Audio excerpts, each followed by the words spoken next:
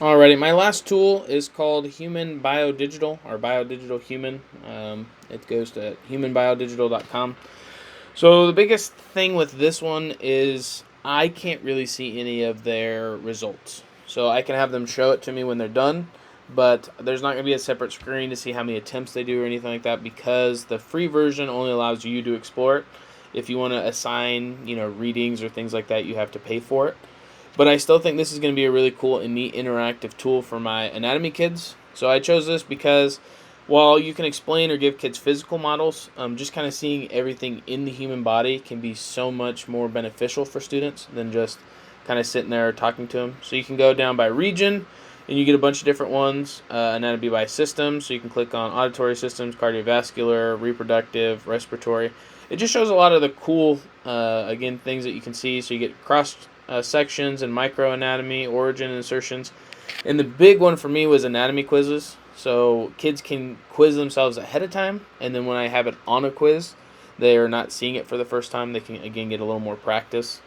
And then what's really cool is you get all of this stuff with the specialties. So a lot of kids that are in my anatomy class, they're juniors or seniors that are hoping to go into some kind of medical thing or medical field. And so they can kind of look at that ahead of time. So they can look at endocrinology and what's all there. And again, they have some basically procedures or problems that they're going to see. So things like cystic fibrosis for lung patients, autoimmune attack, diabetic feet, foot ulcers, Graves' disease. So they're going to be able to see these things ahead of time.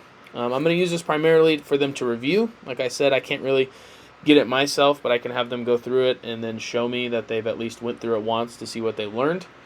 I think ISTE 2.4.B kind of fulfills this because I don't know a lot of this stuff. So I'm actually gonna learn alongside my students. I don't know what Graves' disease looks like in somebody's eyes. So I think it'd be really cool to one read ahead of time and then also assign it to my students so they're learning at the same time as me.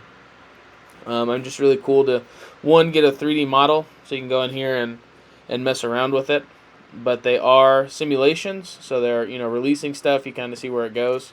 There's something to read. You have labels, so it zooms in and shows you where it's at. So that, hey, this is that thyroid gland. This is that edema that we're worried about. So it's some tumor that's just releasing a bunch of stuff. And then you can look at the different glands, or you can come back and look at it again if you wanted to go to a different one. We can look at diabetic ketoacidosis, so that's a really bad diabetic stage, and it shows like what each step of that is. So it goes here. This is what happens whenever your insulin's not working correctly. What that means is that your ketones are raising and all this. And then again, it shows you that labeling in there. So I think this is a really cool and neat tool for my anatomy kids. And I'm really looking forward to seeing their input and seeing if they like it or if I need to find a different one. But I do think this will be beneficial in my class.